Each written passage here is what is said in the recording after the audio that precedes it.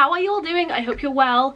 Welcome back to my channel and to another Living in a Fantasy video, which is a series that I decided to create to give people a little bit of insight into what it's like to be a crew member with Disney Cruise Line, and just in the future, if somebody is looking to be a crew member, maybe give you a little bit of advice on how to do that. Today's video is going to be all about my job, which if you haven't watched the other videos in the series, you might not know what that is, and that is a youth activities counsellor. So if you don't know what a youth activities counsellor is, we're basically like any camp counsellors you would have in a summer camp, except the kids don't stay over with us. That's basically what our job is. We hang out with the kids, play with them, do games with them, activities, shows, crafts, all sorts of fun things, just on a cruise ship, which is great. I guess we'll start off with how you end up becoming a youth activities counsellor after you apply for the job. So I'll talk about the interview a little bit briefly, I guess, and then I'll go on to what happens when you first get on the ship, and then all of the fun things that follow after you have become a fully fledged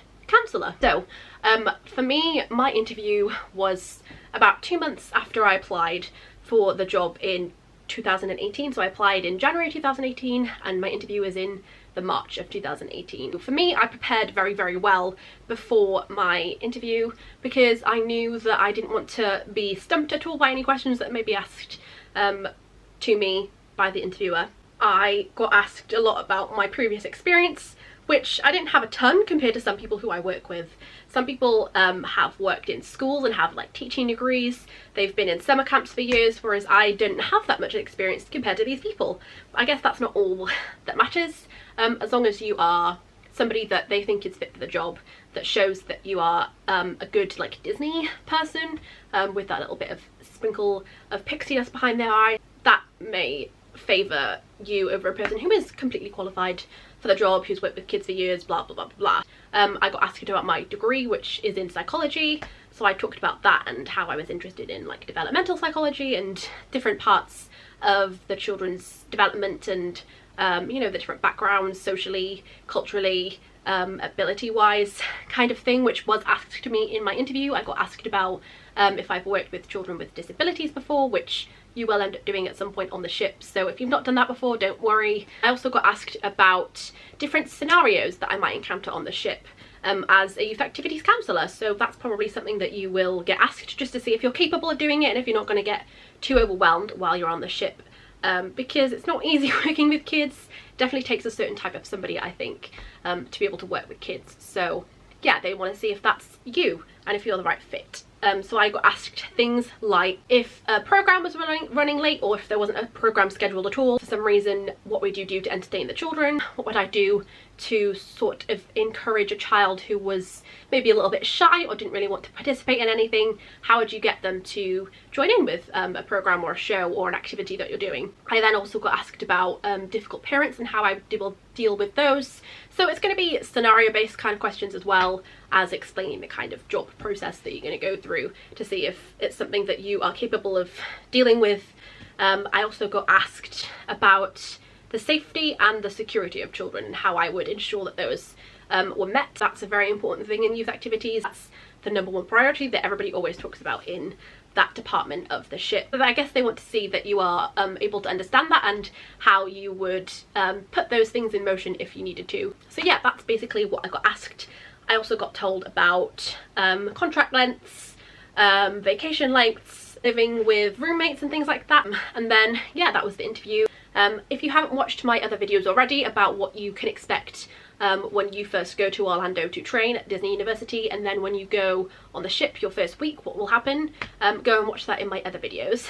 But as a youth activities counsellor, sometimes we add in that first week some youth activities based things like doing tours of the spaces, just so we can sort of get a feel for the environment we're going to be working in and who we're going to be working with, talking to people, getting to know them a little bit, and doing a lot of paperwork and sort of rules, regulations, kind of based learning about the job specifically that we're going to do. And then in the second week of training, when you're on board the ship, you go and you do a week of on-the-job training with your trainer. So that is something that you all have to do before you are a fully fledged counsellor. You cannot go on to be working on your own with the kids without doing that training and learning all about the spaces, learning about all of the safety and security things to do with the kids spaces you do a lot of things like crafts, and you do a lot of the programs, just basically learning everything you need to know.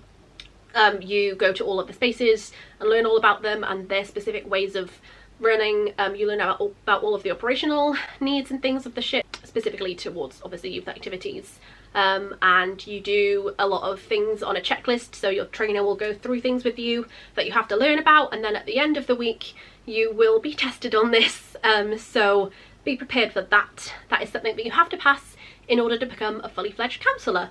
Once you've done all of those things, you finally get to be on your own, hanging out with the kids, sort of having more of a free idea of what you want to do and how you want to be as a counsellor, rather than following along with your trainer's schedule, because that's what you do in your first week with them, and then you go on to be on your own schedule and your own time as a counsellor. The way that the schedules work, you first go on the ship.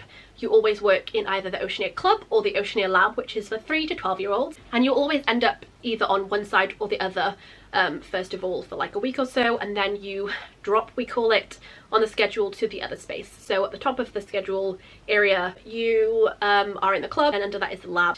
Counsellors jump 2 lines per day, so you can kind of work out where you're going to be for specific days or nights to see if you'll be able to get off the ship to do things with your friends, have a meal with them maybe, or if you want to go somewhere on a Saturday, maybe you want to go to Disney World or to Walmart to go shopping, you can figure out if you're going to be able to do that. If you're at the bottom of the schedule, you will be starting late and finishing late, obviously, because that's what the bottom of the line means: late starts, late finishes. So on a port day, generally your late starts will be quite late. Sometimes it'll be 3 to like 4:30 that will be the maybe start that you would have, sometimes even 5 depending on where you are and like how late you have to work. And then you'll obviously be closing the spaces, making sure everything's tidy, cleaning everything up, ready for the next day. So that can be anywhere from midnight to 1 AM in the Oceaneer Club and the Oceaneer Lab. That's a lot later in Edge and Vibe, but I will come to that a little bit later on in the video. So after that, you start moving up a little bit more in the middle of the schedule. You still may start a little bit later, so you might start at maybe 12:30, 1, sometimes 2 at a push, and then you will start finishing a little bit earlier. You won't be closing, you still probably will finish at midnight until a certain point, and then it'll be earlier and earlier, so it'll be like 11, 10:30, 10, 9, 8. And then that'll be your middle of the schedule finishes. And then if you have an early start, obviously that means you'll be getting up early, you'll be setting up the spaces, you'll be the first one there in the morning when the kids first start coming in on port days and sea days. So that could be anywhere from like a 6:30, 7 AM start to 8 o'clock start, and then you will obviously finish a lot earlier, like 5, 6 o'clock in the evening, and you have the whole evening then to do things or catch up on sleep, whatever you want to do. The earliest I think you can finish on like a normal cruise for the fantasy anyway would be like 4:30, maybe 4 o'clock. For me though, on a more unique cruise, when we went to Antigua, I finished at 3:30, which was completely amazing because it felt like it was like a normal work day, more of a 9 to 5 work day as opposed to a 9 AM to midnight that sometimes happens. You do obviously get big breaks if that's going to happen, but yeah, expect to be working a lot. We work about 10 and a half hours a day, sometimes 11 depending on the demand for counsellors and how busy it is that day. And we do about 70 hours a week depending on how busy it is, and if it's a quieter cruise you may have slightly less hours, but generally speaking you do get up to 10 hours a day, which is a lot of work. There's other departments that have a lot more hours than us, I will admit, but yeah, it's very full on, it's very hectic, you're busy all the time, you don't really get time to yourself when you're working with the kids because they're constantly demanding things from you, you're constantly trying to entertain them, supervise them, make sure they're okay. So if that's not something that you think you're capable of, maybe this isn't the job for you, but if you are more than up to the challenge, then definitely think about this job because it is a lot of fun. You will be living with roommates, like I mentioned, that I got told about in the interview. Generally speaking, it's going to be somebody in the entertainment department, so that could be youth activities, which is more than likely, or somebody in the lifeguard department, crew staff, or maybe even a character team member possibly. And then contract lengths will be 4 to 4.5 months long. Usually we are a department that have the shorter amount of contract lengths, to be quite honest. It's quite nice really, but obviously you are constantly working. Sometimes at the end of it though, you really do need it, that vacation, and you're really tired and your body knows that it's near the end of your time on the ship for a little while. Sometimes you can get slightly less contracts, sometimes you can get slightly longer contracts. So sometimes people get like 5 months, maybe even 6 months contracts, which can be a lot, and you are very tired at the end of it, but it depends on what you want. Most people are quite comfortable and happy with like 4.5 months. But if you want to match up with somebody on the ship, or if you've got an event happening at home, maybe with your friends or family, or a vacation that you're supposed to have been going on that you didn't really account for in your vacation length, so you might have to ask for those to be extended or shortened depending on your availability at home and things like that. Or if you want to, like I said, match up with somebody on the ship. So for instance, if you've got a friend or a significant other on the ship that you want to try and match your contract with so that you can have the majority of your time on the ship with them, then that's a possibility. Friends do it all the time on the ship because they want to spend all of their contracts together. They want to start their contract together, finish their contract together, have a vacation together. So that's possible as well if you are worried about that kind of thing. 6 to 8 weeks vacation usually. You can have longer if you have those events going on at home. So yes, that is everything to do with like hours, schedules and vacations and everything. What else can I talk to you about? I guess the type of typical thing you would do in your day as a counsellor on the ship. So obviously you either would set up or close at the end of the day. Sometimes you'll be put on lunch or dinner, so you'll serve the kids food and everything. You'd go collect it from the restaurant areas and things like that, and then bring it down to the spaces and clean and get ready for that. So that takes up a big portion of your day. You'll be doing activities, crafts, games, all sorts of things with the kids. You'll generally be like manning a specific area of the kids space. Like for instance, you'll be in the Marvel superhero room, maybe Andy's room, or you'll be on the floor doing ball games and things with the kids. Or maybe if you are in the lab, you'll be in animator's studio, which is where they do the drawing and everything. Or maybe you'll be placed on a program and you'll do things like science or cooking or the Star Wars programs or Disney Junior programs, and you'll be a supporting counsellor on those, where you sit, make sure the kids are okay, make sure they're engaged, make sure that they're not running at characters if there's a character involved, all those fun things. Or you'll be going out of the spaces and doing things out of the spaces too, like maybe if you're doing a pirate night thing, you'll be out in D Lounge doing activities with the kids. Sometimes we even get to do things on port days with other departments, like for instance we help out cruise staff sometimes on Grand Cayman Day. So we'll help give out tickets for the tender boats outside the Walt Disney Theatre and tell the guests to go wait in the theatre with their families until tender boats are available, because obviously at Grand Cayman we dock in the middle of the ocean and then you have to get a boat to shore. On those days as well, you will also maybe sometimes stand on the pier, let the people know when the end of the port day will happen and when they have to be back on the ship when the last tender boat is. You'll also direct them to the areas where the port adventures are waiting for them. Then at the end of the day as well, you'll do something called tender boat duty sometimes, where you point the guests to the right tender boat and count how many are going on, so that the officer at the time knows how many to bring ready for the next tender boat. So that's one thing you might do. As well as that, you work on Castaway Cay. You get to work on the island, Disney's private island, in the kids space, which is called Scuttle's Cove, so you hang out with them in there. Castaway Cay as well, we also do some things with the lifeguard team that are on the island, so we hand out snorkels and things like that. We stand in the snorkel area and just make sure that it's clear and make sure people are okay and they know what they're doing when they go in the water, when they're snorkeling. And we also, at the end of the day, sometimes have to pull all of the chairs down and make sure that the umbrellas are down and everything, and make sure all of the inflatables are where they're supposed to be. And sometimes that's a lot of hard work, because you're literally pulling umbrellas down and like pushing the chairs, the sun loungers flat, and it's a lot of work if, like me, you don't have a lot of upper body strength and you're not a lifeguard who's like fit and healthy and knows how to do these jobs properly. But yeah, we do have to do those kind of things as well, which can be a little bit intense. But yeah, we help out a lot of the other departments and not just do jobs that are our own. So you might find those as well. Definitely helps at break the day, and you're not constantly just doing things with the kids all the time. Sometimes as well you'll be doing things backstage, maybe cleaning. You're not always going to be on stage with the kids constantly having to be on the go. You will have that time backstage to do things that are not always involving guests, so keep that in mind as well. We are petty officers as well. Technically in youth activities we have guest privileges, which means we get to go in guest areas. Sometimes we can eat the food that they get to have on stage. We get to go to the hot tubs. and things like that. But obviously, depending on all of the rules and regulations post-COVID, we may not be able to do that for a very long time.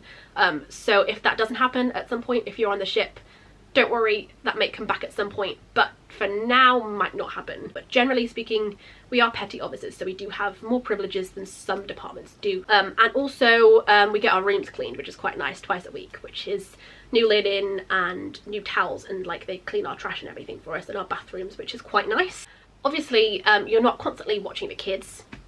You do also get, at some point during your time as a counsellor, maybe in your first contract, in like 2-3 months in, you would get to do something called desk training, where if you've ever been in the Disney cruise ships, you will see at the front of the youth spaces we have the front desks, which is where the kids come in and out of. So we check them in, check them out, deal with any guest queries or anything that the parents might want from their kids. We sort that out for them, and they're like the first thing that they see when they first come to the kids club. So we're like the face of youth activities at first, I guess, because we're the first thing that guests see when they come to pick up their kids or drop off their kids. And everybody has to do that, so that's a very important thing. You have to be constantly alert and paying attention in that, because you don't want kids to escape. And then in your second contract, maybe even in your first contract, if you're super good at your job, they will ask you to do something called GA training, which is group anchor training, which is essentially a supervisor role, where you're like a floor supervisor. You're the first point of call for counsellors, kids and parents before you go to the actual managers. So you deal with any problems that the kids have, any problems that the counsellors have. You're managing the floor, making sure everything looks okay, making sure everything's working. If a guest has a problem, they speak to you. If you can't deal with it, obviously you pass it on to somebody higher up than you.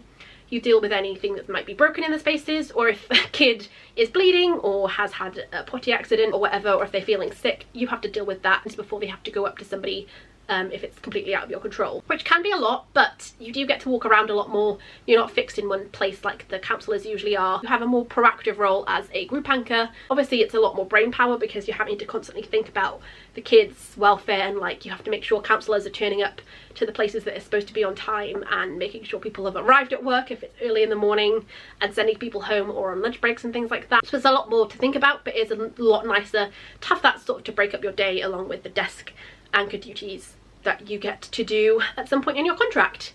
And then, like I said earlier on in the video as well, you may also get the opportunity to move into a different space. So that might be that you move to Edge, which is for 11 to 14-year-olds, or Vibe, which is for 14 to 17-year-olds. You get a lot more responsibility up there, you get a lot more freedom, you're a lot more self-sufficient, you are sort of able to run things how you would like to run them. The team is a lot smaller, so you have to rely on each other a lot more.